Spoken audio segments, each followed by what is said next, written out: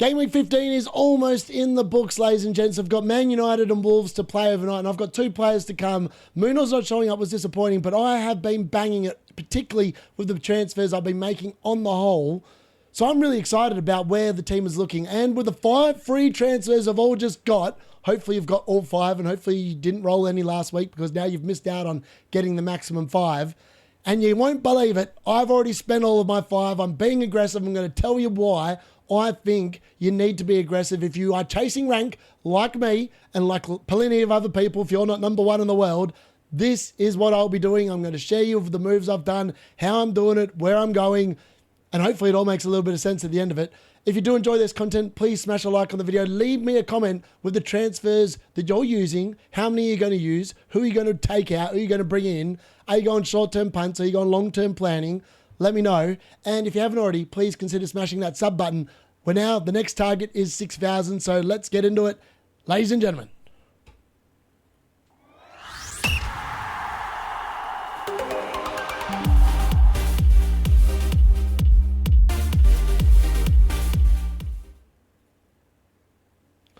So let's have a look at how we are going so far in game week 15. And look, could I have expected anything else than Bart Simpson showing up in goal instead of Bart Verbruggen?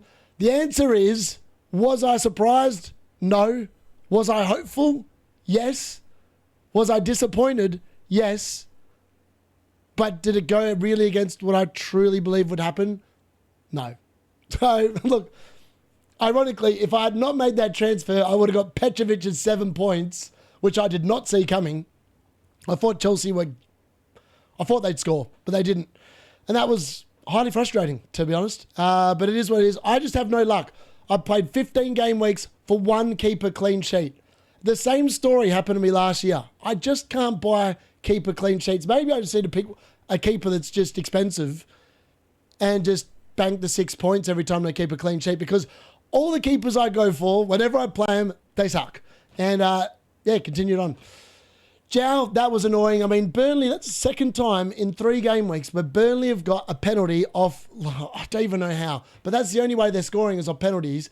Ironically, they scored one against Brentford, which was highly annoying because they offered nothing the entire game outside that, and even the penalty, very fortuitous.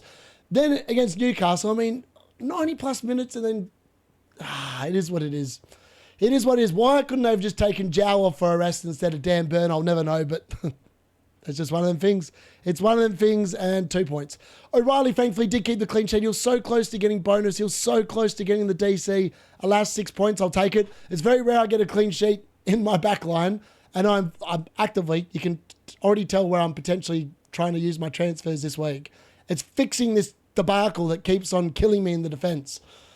Then into the midfield, Bruno Guimaraes, absolute star here, 10-pointer. I mean, the goal was very lucky. And he's been a very lucky pick. I did not expect him to get me 17 points in 2 game weeks, but I'm here for it. I'll take it, and I feel like I've had a little bit of luck there. Phil Foden again. Why, oh, why? The first time round, I captained him 3 game weeks in a row, lose out to Haaland 3 game weeks in a row. What do I do the second time round? I bring him in. I vice-captain him in every single game week that I've owned him, and he's banged in every single game week. And the difference, it's scary, the difference. So if I had actually played Phil Foden captain every single week I bought him in, so triple captained him, followed by last week, followed by this week, instead of captaining Haaland twice, including the triple captain, and the last week where I captained Bruno for 4, the difference in points is this: 59 points to 10. I would actually be inside the top million teams if I just backed my boy in. And that's actually pretty crazy when you think about it, but it just goes to show how big a difference captaincy makes. And I just can't seem to land on one that bangs. So hopefully it changes this week. That's what's stopping me from really soaring up the ranks, because I am seeing the picks and the points fairly well at the moment, and hopefully that continues. But it is frustrating that my captaincy, I just keep picking a blank. I don't even know. It's not even like I'm picking dud players in dud fixtures. I'm picking good fixtures, good players, and the player I just happen to pick is just doing nothing when I put the captaincy on him. So it is what it is. We'll keep having fun with it. Hopefully it does turn my way. Obviously, Mateta wasn't expecting much there, and he didn't do much. Thiago was disappointed because I thought that he would return. And originally, I had Thiago on the bench because I thought Declan Rice might not play and they'd start him on the bench. Well, that was a 4-point swing against me. Lots of people getting bench jam for Munoz. I'm getting Van den Berg's 1 point, so that's not ideal. But we're on a green arrow, and I don't think it's impossible for us to not get a green arrow because we've got Bruno Fernandes left, Brian Mbeumo left. The majority of people have less than one player, if they have any at all. So we should be inside the top 4 million teams by the end of the game week. Ideally, both of these blokes go big, but realistically, as I predicted on the score predictions, I'm predicting a Wolves 1-0 win. So maybe I'm only going to get another 4 points. And it's been one of them game weeks where if you've got a green arrow, take it and run for the hills. Because, yeah, it's been a lot of weird results this week. And, yeah, I'm excited for what's coming, but I'm excited to spend these transfers and do some major team surgery. So this is the last video being sponsored by Footium this game week because obviously the new season is about to start. So if you've still got today, go and check it out. You can use my link in the referral there. It's a mixture of FIFA Ultimate Team mixed with LMA Manager. You play one game for 30 minutes every single day. I'm excited because this time tomorrow, I'll be 28 minutes away from playing my first game of the season, and South Park are going to be roaring up. We are on for promotion. We are odds-on favourites. If you could put money on South Park getting promoted this season, we would be a shoo-in. You would get like $1.01 for us to get promoted this season. We are banging. We've got a bunch of new recruits. We're ready to go, and it's very competitive, and it's got a very good social atmosphere as well. So go and check it out. Use that there if you want to actually buy a club, but you can go and try it out for free as well via Caretaker Manager mode. And it's just a great game. Plus, Dimitar Berbatov is in League 8. Who can get up the rankings quicker? Is it going to be me or Dimitar Berbatov? And Berber, I'm calling you out, mate. The D-Unit's going to beat you. Watch out for the South Park in Season 14. So the flop and the star of the week, and it has to be me. I will own when I'm wrong. And boy, have I been wrong with the captaincy the last 3 weeks in particular. I'm giving the flop to the D-Unit. I've been banging on about Phil Foden. I've yet to back him on captaincy since getting him back into the team. And I've just watched the points pass me by and the chances to just really roar up and be right at towards the top end of the Pubcast League and letting Gary know that Gary View's in the bin. I just haven't been able to do it. I have not had the balls to do it. I've captained the Haaland like the absolute sheep that I am 2 of the last 3 game weeks, and I got the rewards I duly reserved, which were nothing. I've got nothing out of it. I just need to sit there and just back in who I think is actually going to be the top scoring player. And I thought that Foden would be my top scoring player literally every week the last 3 weeks, and who has been? It's been Phil Foden. So that's on me. I've been the flop of the week. I've just got to stop bottling the captaincy and just go with it. I literally put Haaland's stats here because that's what he got. 0.43 XG, 0.01 XA.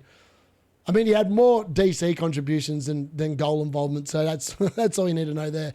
Then the star. I mean, you can call it lucky, and it was lucky. How he scored directly off a corner, I've got no idea, but I'm glad he did. Obviously got the 3 bonus points from it, got the goal. Unfortunately, didn't get the clean sheet, so he was actually on 11 at one point until that penalty, obviously. But again, I mean, he really should have had more. 0.24 expected assists. I mean, he should have had a bit more here, but he didn't. It is what it is. We roll. I'll take the 10 points. And Bruno Guimaraes, I've owned him for 2 weeks. It was a 2-week play. He's got me 17 points. And he's gave me like 0.1 in team value. I'm not holding him until the end of the week because I wanted someone else that also was rising. So I've already moved him out of my team. And we'll talk about that in a minute. Whereas a lot of people are probably looking at moving him into the team. But Newcastle's next few fixtures, 3 of the 4 are away from home. And we all know that Newcastle are nowhere near as good away from home. And Bruno Guimaraes, most of his points have come at home. So for that reason, that's why I'm selling him. I think I've had the points. I think if you go in there now, it is very much a case of points chasing. But he's definitely the star of the week because 2 game weeks back to back, the dude has delivered the goods. And that's exactly what I need. I need my differentials to be banging, and he most certainly did do the banging.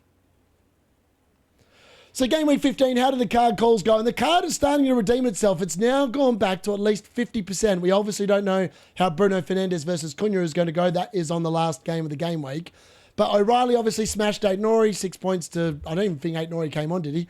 Burn obviously beat Van Heck. Not by much, but he beat him.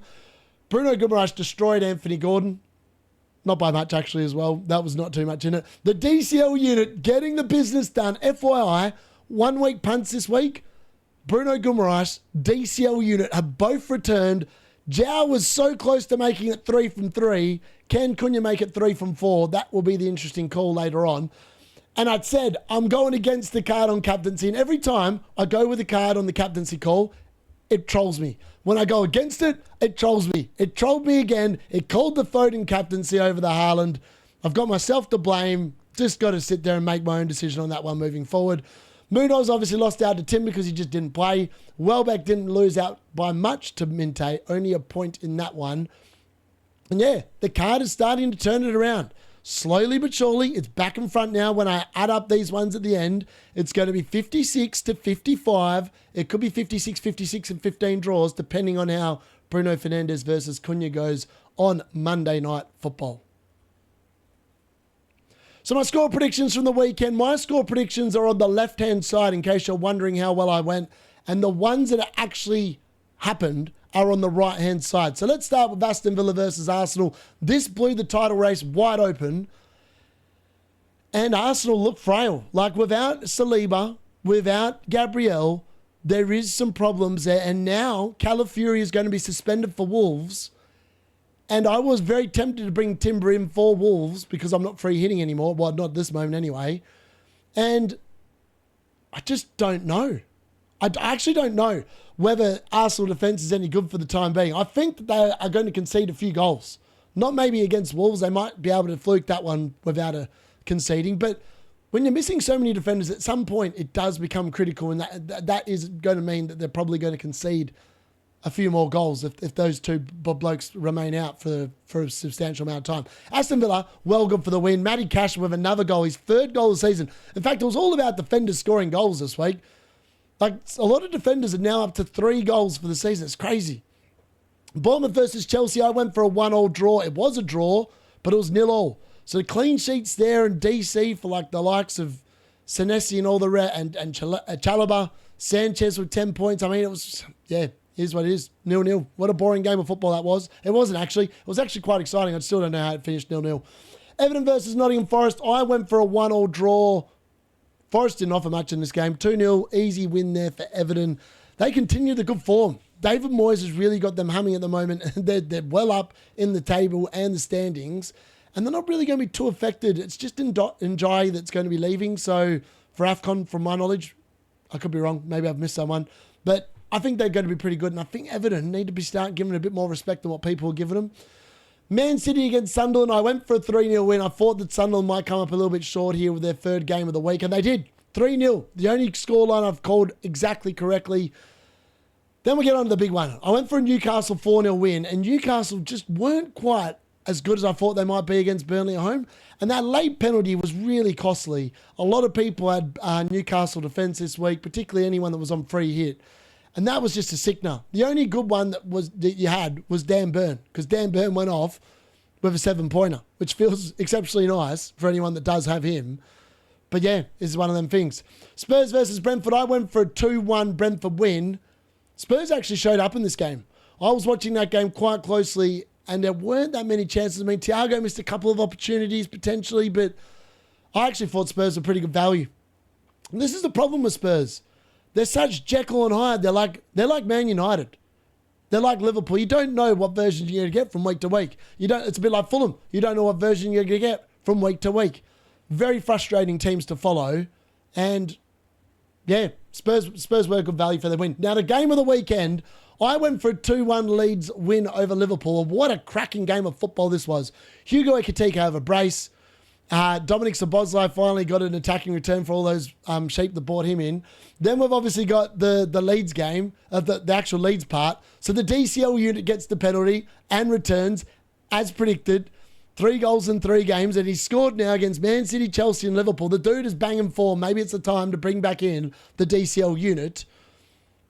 And then obviously Stack got a goal and an assist as well. I mean, where's that been for the last 10 weeks? But he's back in business. Longstaff's out of the side and Stack's back, baby.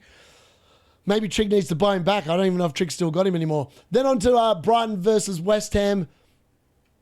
yeah, I thought Brighton would take care of business really easy, but West Ham seemed to have picked up a knack of just making games difficult. I mean, they did the same thing to Man United midweek, and they did literally the same thing to Brighton. And to be honest, I thought West Ham were unlucky not to get the win. So, yeah, consider yourselves lucky if you are unlucky if you've got West Ham assets.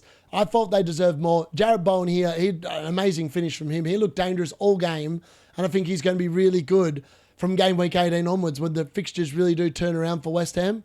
Fulham versus Crystal Palace. I mean, Fulham just don't keep clean sheets. That first goal for Crystal Palace was criminally easy, how easy they scored it. And Anderson, people keep banging on about how good Anderson is. Trig the Sheep has already brought him back in. And guess what? What does he get? Doesn't even get the DC. Gets a big 1 point. That's 3 of the last 4 weeks. Anderson has absolutely royally stunk it up. I don't know why he'd go there. The 2 good fixtures you really want him for are Burnley away. I guarantee Burnley score against that Fulham team this weekend. Guarantee it. And then the other one, I think, then they've got Forest at home, and then I think it's Leeds away or something like that. So another easier team. But I'm telling you, they're not keeping clean sheets. They don't know what they are. They're a bit like Man United. Don't know what they are. They're allergic to them. And obviously, we don't know about the Wolves-Man United game. Hopefully, it's a Man United win. We are doing the live watch-along today for that game, so make sure you keep an eye out. Make sure you've got your stuff prep for that, because the D-Unit will be bringing that one live. Hopefully, it's not a moan-along, and we can talk all things Game Week 16. Bring all your questions to that. It'll be on from 8 o'clock this evening. So my early reactions then for Game Week 16, and Mo Salah. I mean, the Egyptian king, what a fall from grace this has been. The man rarely ever talks to the media, and after the game basically said, I'm being used as a scapegoat, get me the hell out of here. That's essentially what he was saying without actually saying it. And look, it's actually a really sad end, because how good has he been for Liverpool? It kind of reminds me of like Cristiano Ronaldo. And I know Ronaldo left pretty poorly, but I don't think that Slot or Liverpool or Salah have covered themselves in glory amongst this. Salah's obviously out of form, but it's probably just down to the fact that the way Liverpool are playing, there's been so much change there. The whole thing just looks like a complete shambles. Slot doesn't look like he has a clue.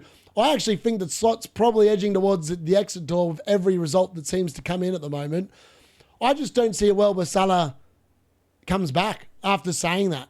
I feel like it was like that when Ronaldo said that he got his move in January. I feel like Salah's bringing the family over. His last game at Anfield, then he's off. I would not be surprised if that's actually the case. In amongst all that, I actually thought Hugo Ekitike looked really good for Liverpool. And again, I thought it was another game where Wirtz looked pretty decent. I know he didn't get any returns here, but again, he looked half decent. Kevin Dewsbury Hall, Harry Wilson, Jorginho, Ruta, that is. They all look really good as budget options. They all performed well on the weekend. I mean, Kevin Dewsbury Hall, where has this form come from? I don't know. 16 points for 5 mil. The next 2 fixtures are no good, so you're not going to buy him against Chelsea and Arsenal and expect anything other than 2 blanks. But, you know, if you're setting up in preparation longer term, you want to beat a couple of price rises, I don't mind it. Wilson, he looks really good. And FYI, he might be in my team. Jorginho as well. Originally, I liked the look of Minte, and I watched this game, the Brighton West Ham game, fully yesterday, and I actually thought Ruta was a better pick. Based off what I saw in that game, he looks so much more dangerous than Minte. I don't know if Minte and Welbeck were having off games, but Jorginho was definitely the player that I was most impressed by yesterday. As I talked about before, Villa have definitely blown over the title race. It's completely open now. The majority of results did go as expected, and there was actually a lot more clean sheets than what we've seen. There was just a few more thrashings, really. Teams just didn't get going, and other teams did. Munoz missing was annoying. For some, it's been brilliant because a lot of people have benched Senesi points, have benched Burn points, all these other kind of points coming off the bench. Kevin Dewsbury Hall coming off the bench for people. Unfortunately, I got Van den Berg off the bench. So I have no bench down for my own team, but I'm very happy that a lot of other people got it. Very nice. That's very good. Also, West Ham look like they potentially are changing. I don't know quite what it was. Obviously, I watched the Man United West Ham game midweek. I watched the Brighton West Ham game on the weekend and the one against Liverpool the week before. Now, Nuno's setting them up in a way that's not very adventurous, but when they kind of break with Somerville back in that team. They actually look dangerous and they're creating decent opportunities. So they're limiting teams and they're stifling them. I don't think Brighton in particular and Man United just didn't look like they figured out the system that Nuno was trying to employ. And maybe this is a sign that West Ham are turning the corner and maybe I should change them off a dark green fixture again.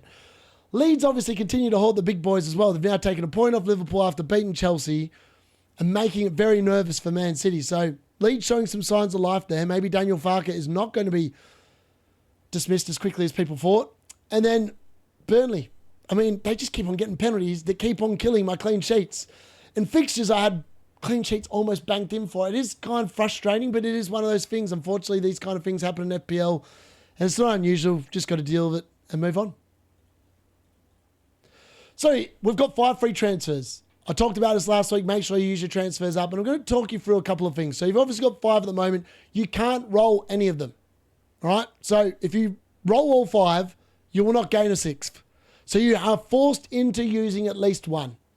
And with how many, and people probably already noticed this as well, there has been about 20 to 30 players already changed price this game week since the deadline passed for game week 15.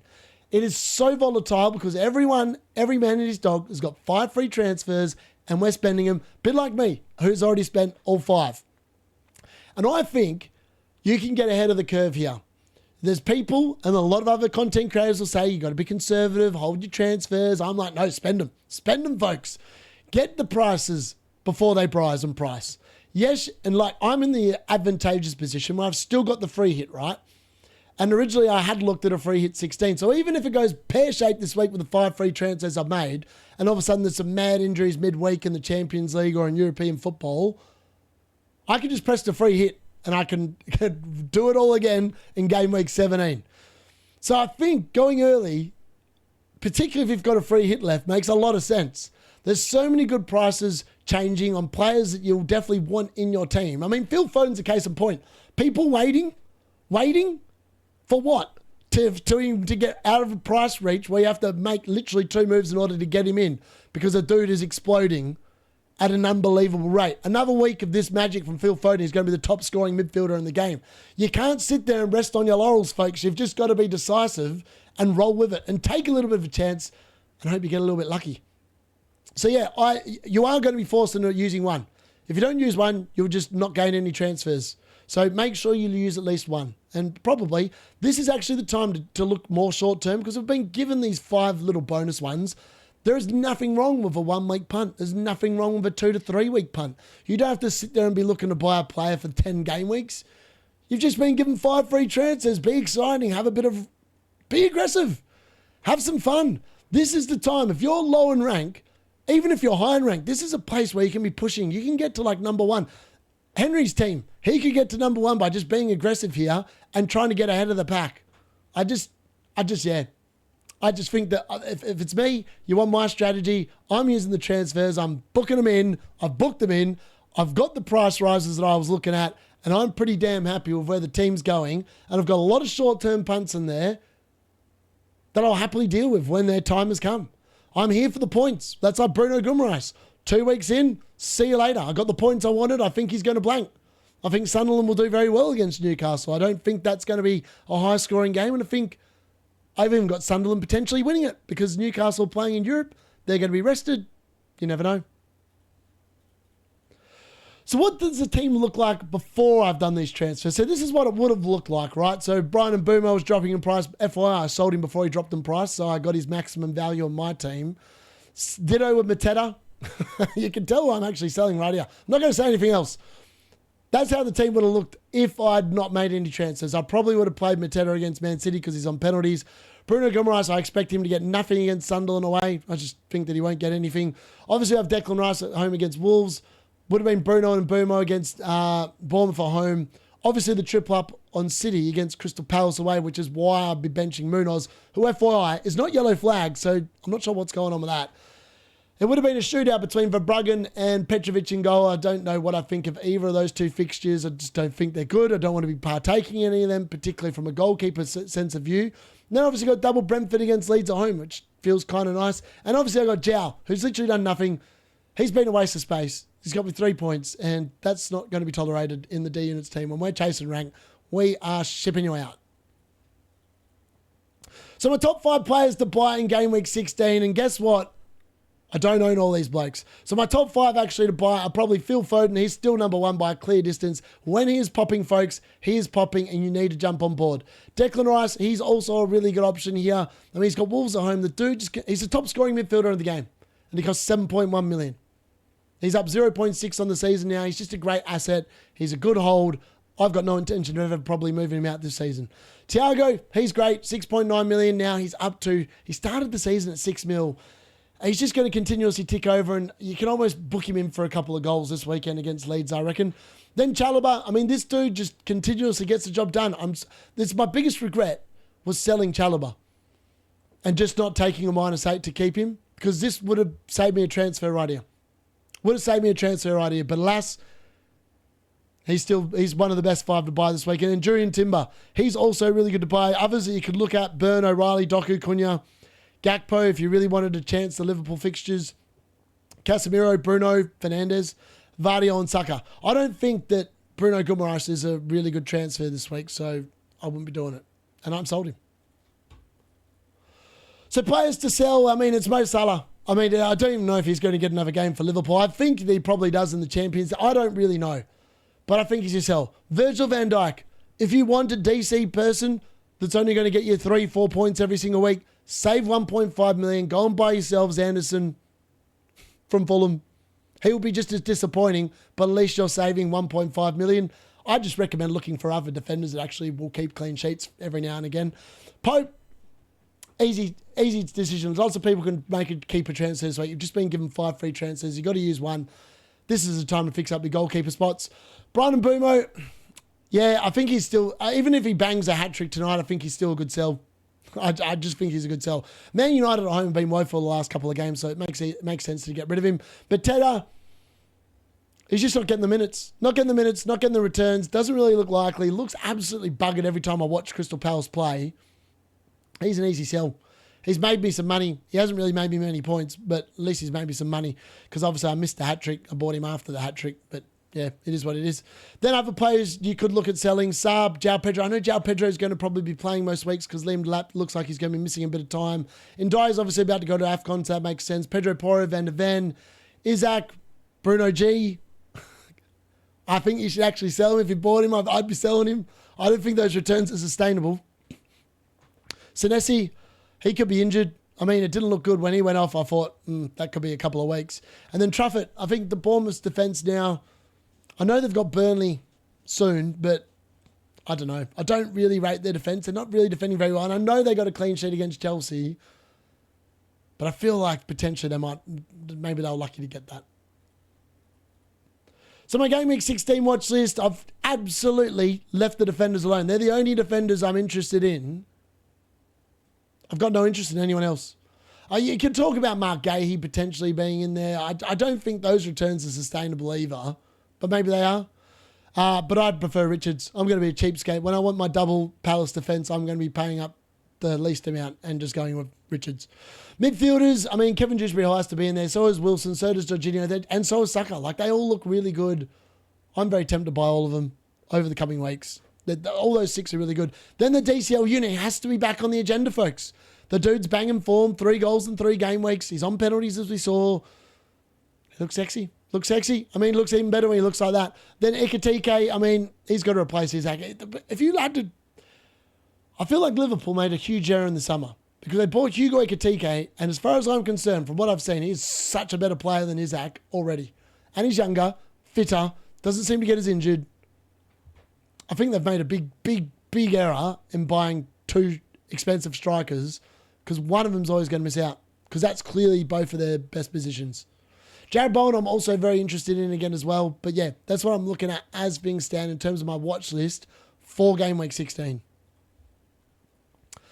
So what transfer plans have I got? And what are the players that could potentially leave? Now, these were the 6 that I looked at in terms of getting rid of. And it was always going to be one of the goalkeepers and those 4 outfield players.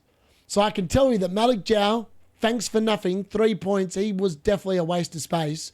I realistically probably should have just gone back to Dan Burn. I would have been far better off. Would have been about 10 points better off, but it is what it is. Bart Simpson, I mean, we got the Simpsons on Sunday, didn't we? We didn't get actually a goalkeeper.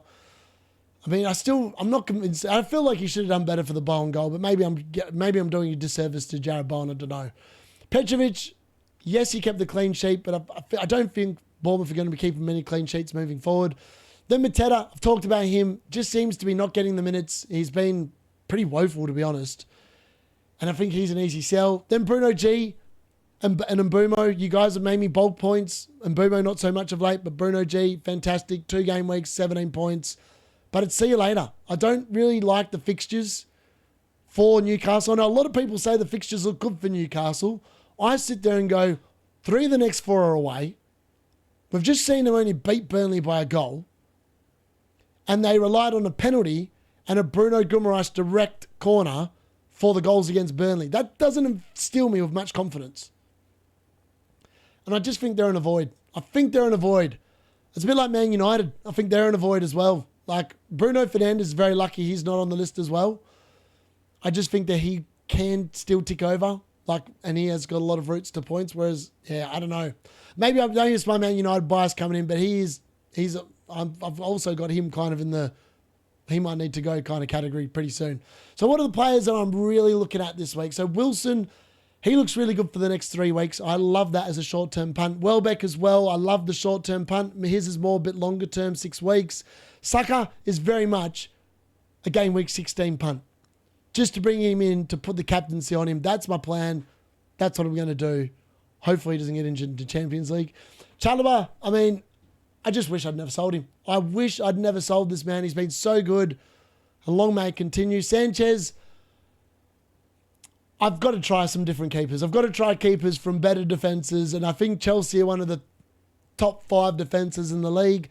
I think they'll actually keep some clean sheets.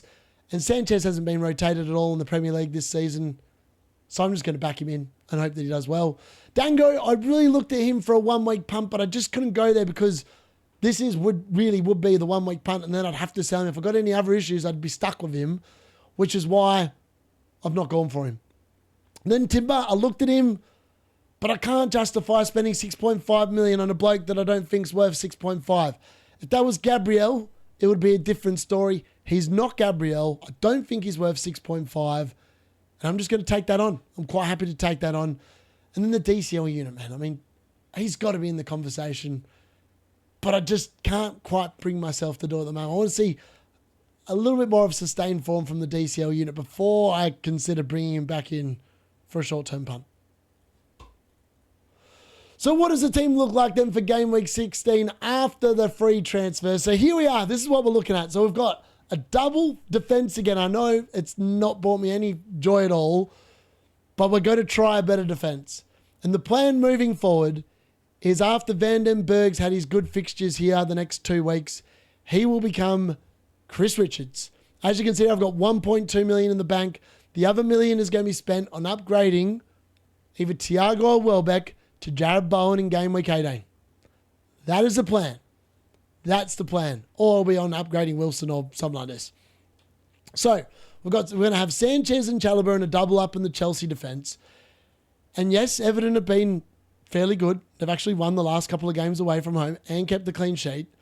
I think that Chelsea's defence, hopefully, will be able to blank Everton. Do I say that with any confidence? Not really, because I know what my success rate is with double defences.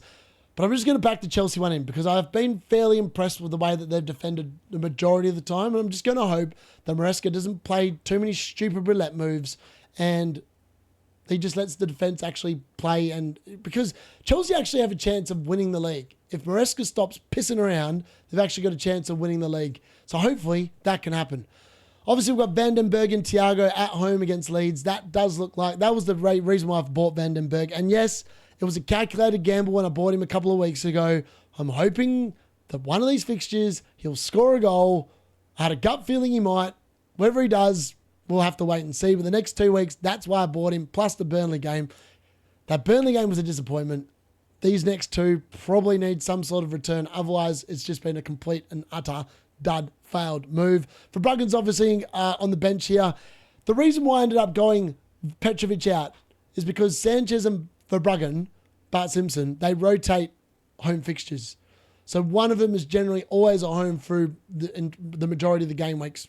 So that just seemed like a nice kind of rotation, and I just figured it made a bit of sense. In the midfield, we've got obviously Saka joins Rice here with Wolves at home. Saka's going to be the captain. That's why I brought him in. Very short-term play. Hopefully he bangs. If he doesn't, he doesn't. If he does, fantastic.